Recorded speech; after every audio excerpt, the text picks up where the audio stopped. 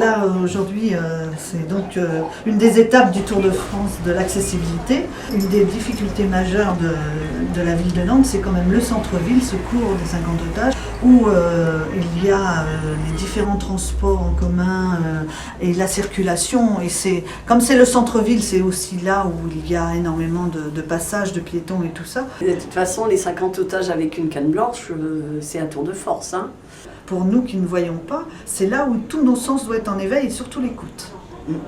Mais l'écoute, c'est bien difficile parce qu'il y a beaucoup de bruit. L'espace est très large, et bien les sons se répercutent mal sur les murs et donc c'est très compliqué. Alors à gauche. À gauche. Allez.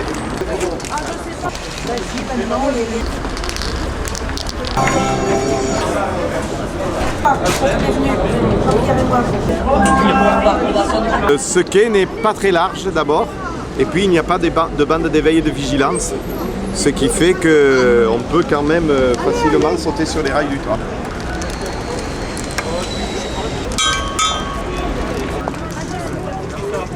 Pas de contraste visuel pour les déficients visuels, et pas de bande d'éveil et de vigilance, pas de bande podotactile pour les aveugles. On sait qu'aujourd'hui, on va avoir des dizaines de milliers de personnes âgées dans cette ville, de personnes qui souffrent de l'ADMLA, donc il faut faire un effort.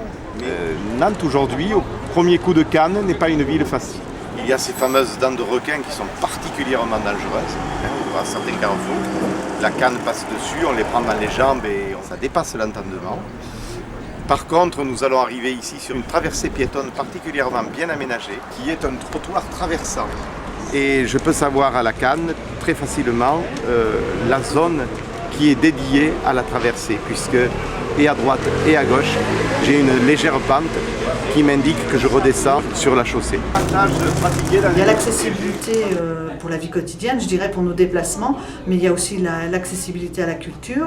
Il faut aussi pouvoir faire le plus possible en autonomie, accessibilité au commerce, accessibilité au logement, enfin, et puis l'accessibilité à l'emploi. L'accessibilité aux loisirs comme les spectacles. Et à Nantes, là, en ce moment, nous sommes en train de travailler sur l'audio-description et on commence, ça y est, à avoir des spectacles en audio-description. Bonheur. Oui, complètement.